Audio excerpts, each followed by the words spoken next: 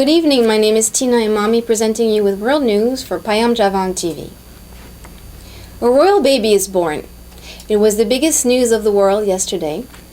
The royal baby was born at St. Mary Hospital, like his father, Prince Charles.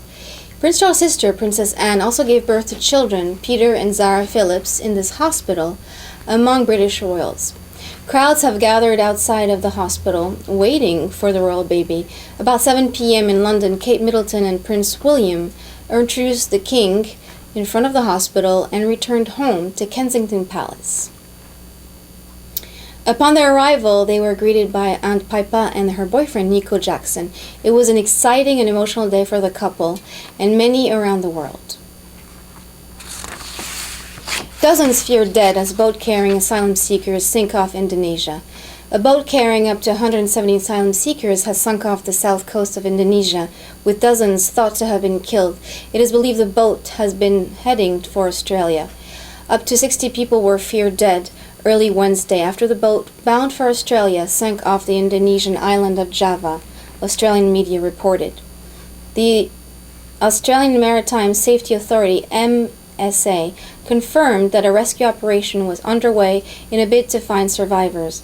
The boat carrying between 150 to 175 asylum seekers reportedly broke off in heavy seas and sank late Tuesday evening.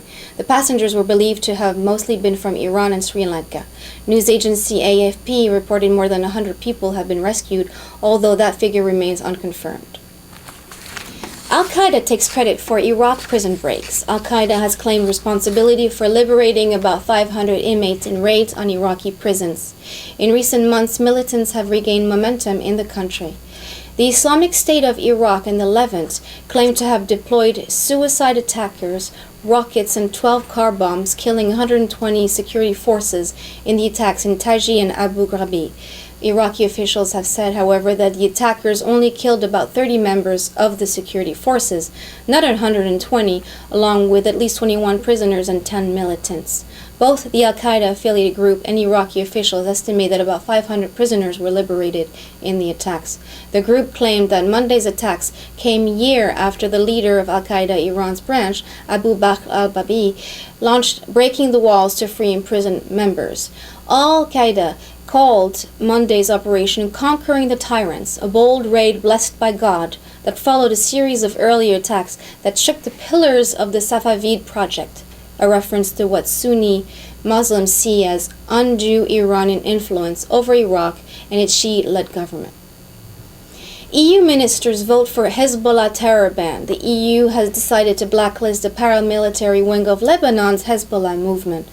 Foreign ministers in Brussels made up their minds with a view to the group's interventions in Syria and alleged terrorist links. Ministers in Brussels on Monday agreed to list Hezbollah's militia wing as a terrorist organization over its activities in both Europe and the Middle East. The EU has so far resisted pressure from the US and Israel to add the Islamist movement to its list of terrorist groups. However, opposition to such a move had been fading recently. Two key developments that have led to the proposed blacklisting of the group were Hezbollah's recent involvement in the Syrian conflict, which has seen its militia fighting alongside the government forces of Syrian President Bashar al-Assad. It has proved unpopular with European governments. The group has also been implicated in a deadly bus bomb attack on Israeli tourists in Bulgaria last year. The request was put forward by Britain, which has already classified Hezbollah's military wing as a terror group. France and the Netherlands have already banned the entire organization. Iran is pursuing the fate of missing climbers.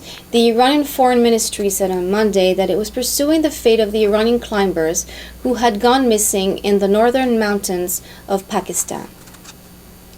The necessary efforts are being made in cooperation with the Iranian embassies in Islamabad and Beijing, Abbas Araki told the Mehr news agency.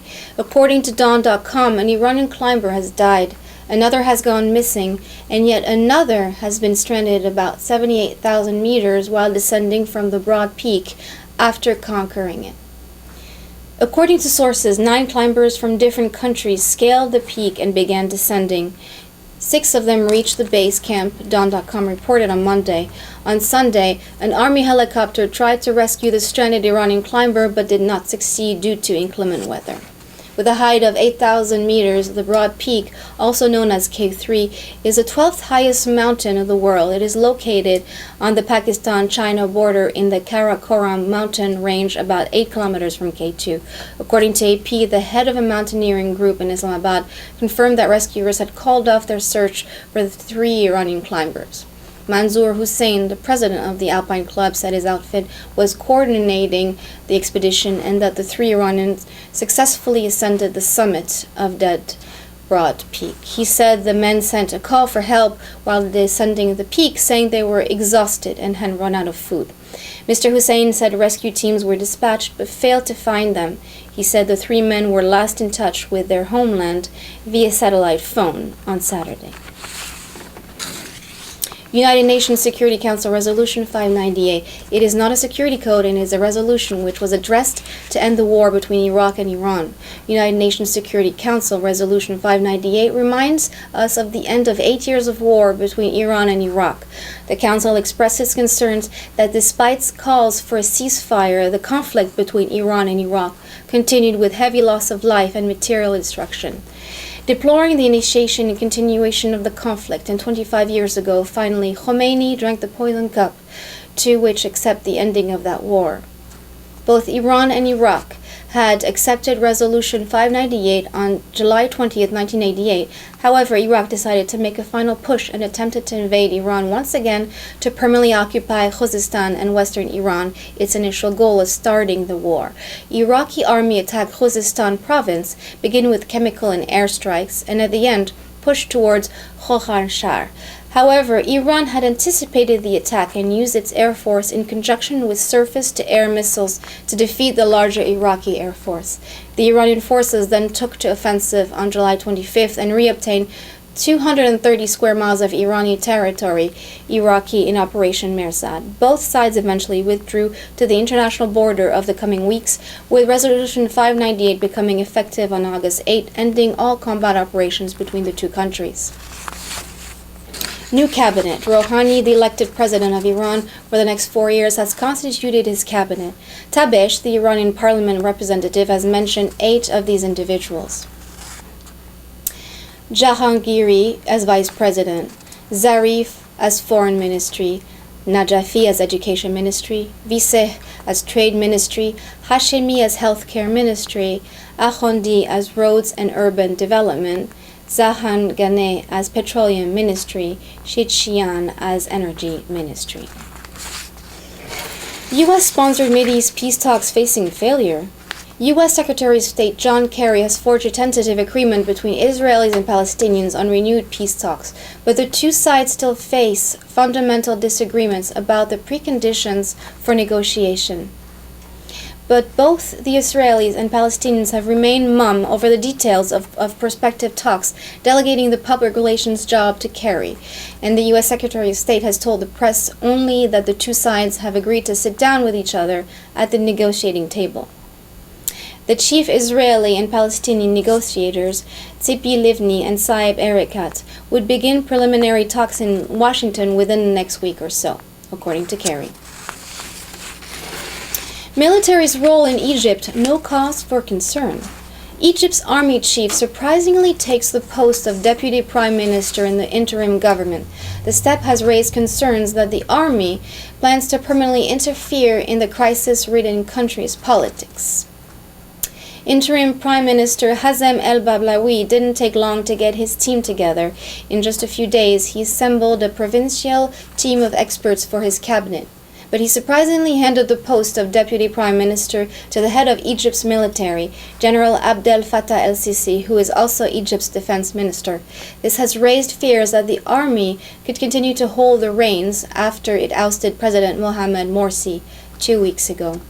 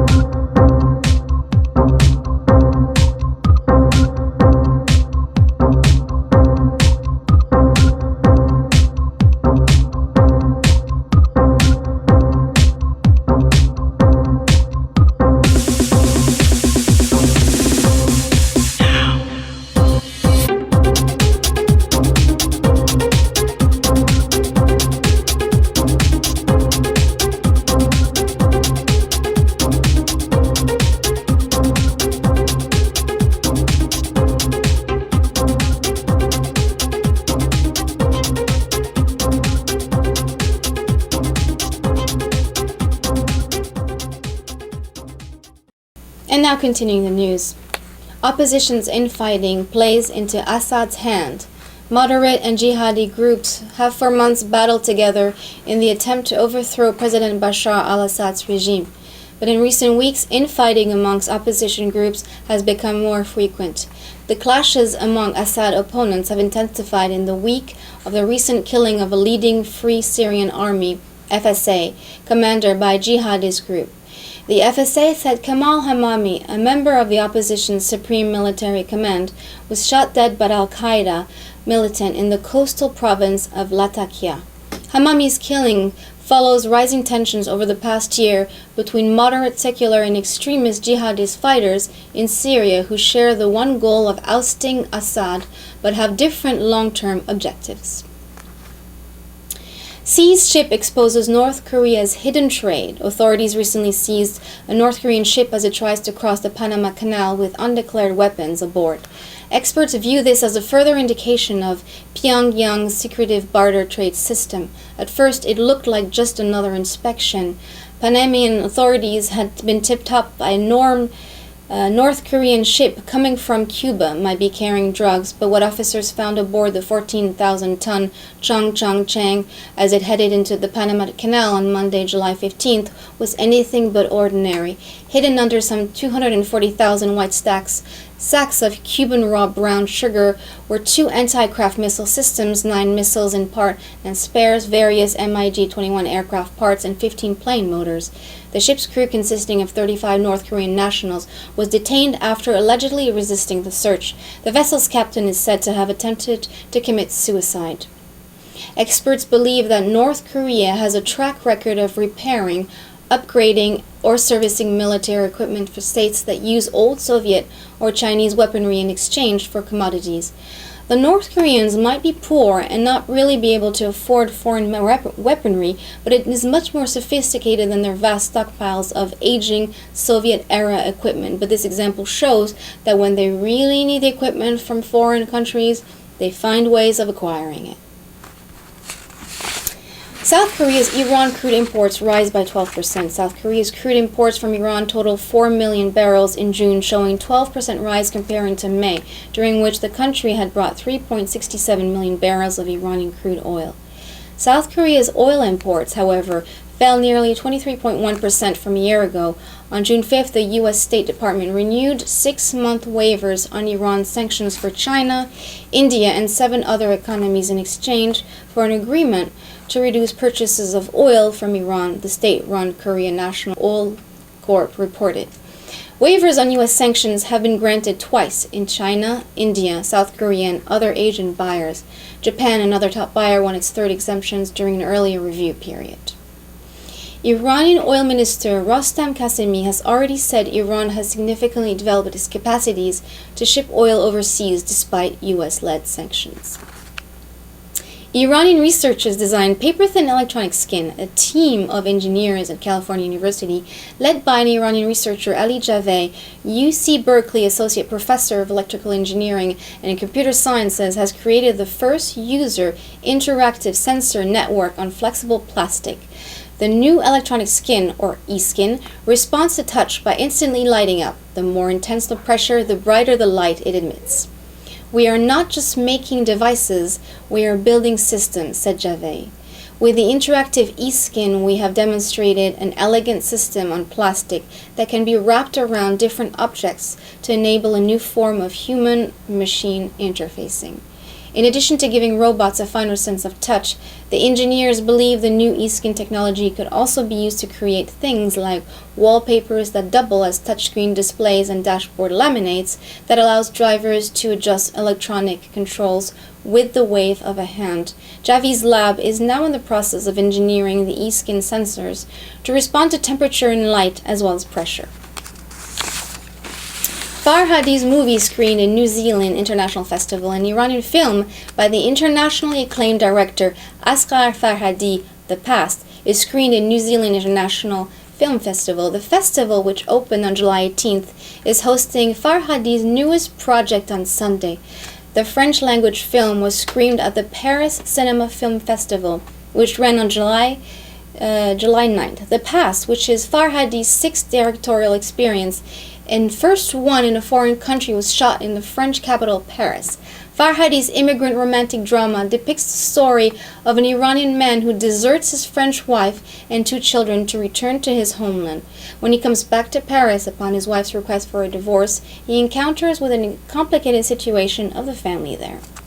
The Argentine-French actress Bérénice Bejo, who replaced former candidate Marion Cotillard, along with the French actor of Algerian origin Tahar Rahim, and the acclaimed Iranian actor Ali Mosaffegh star in the movie. Farhadi's Academy Award-winning drama, A Separation, and his Silver Bear-winning About Eli were presented at the Paris Cinema Film Festival. My name is Tina Imami, having presented you with World News. I hope you have a wonderful evening.